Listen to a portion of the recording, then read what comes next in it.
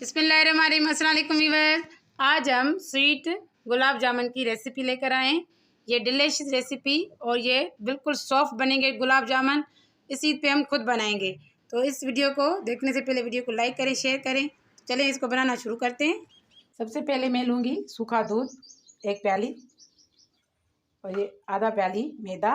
अगर आपके पास वाइट आटा है घर का तो वो इसमें ऐड करें। तो आधा टीस्पून हम इसमें बेकिंग पाउडर ऐड करेंगे। बेकिंग सोडा नहीं, बेकिंग पाउडर। अगर सोडा आप डालेंगे तो इसमें ये टूट जाते हैं। तो अभी इसको अच्छे से मिक्स करना है। घी आपके पास है तो वो ऐड करें 2 चम्मच। अगर नहीं है तो आप 2 चम्मच इसमें तेल ऐड कर दें। ऐसे गुलाब जामुन आप भी बनाएं जैसे मैं बना रही हूँ। जो देखेगा तो हाथ नहीं रोक पाएगा। तो इस तरह से हमने बनाने के बहुत ही मज़े के बने और क्रीमी क्रीमी। तो हम इसको इस तरह से मिक्स करने के बाद नीम गर्म दूध से दूध को डालेंगे आटे में और आटे की हम डो बना लेंगे। ना सख्त डो बनानी है ना पतली। तो मैं दिखाती हूँ किस तरह की बनानी है, क्योंकि हम जब इसको 7-8 मिनट इस आटे को रखेंगे रेस्ट पे तो ये खुद ब खुद सख्त हो जाती है। तो हम इसकी नॉर्मल डो बना लेंगे। इस तरह की होनी चाहिए। थोड़ी देर के बाद ये सख्त हो जाएगी। तो आटे की डो को हमने 8 मिनट रखा है रेस्ट पे। आते हम चाश की तरफ। तो चाश के लिए हमने ये तकरीबन 1.5 पाव ये चीनी है, तो हम 1.5 पाव इसमें पानी ऐड करेंगे। तो मेजरमेंट ये प्याला मैंने लिया है।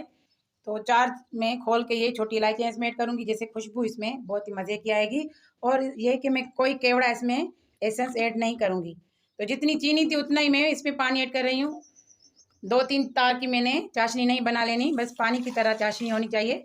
जैसे अच्छे से पी लें जामुन इसको।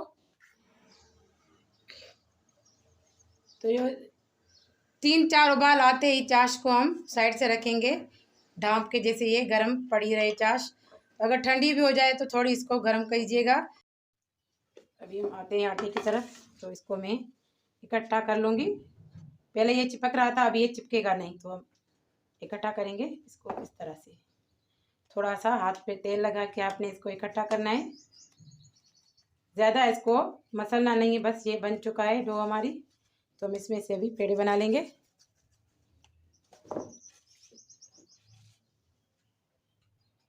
जिस साइज़ के आपको पसंद हो, बड़े बनाएं छोटे बनाएं।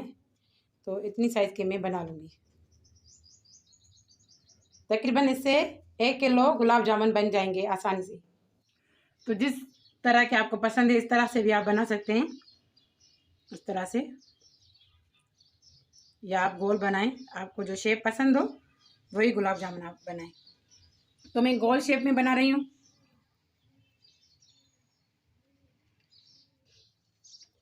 तो तेल को ना गरम ज़्यादा करना है ना ठंडा, तो नॉर्मल होना चाहिए।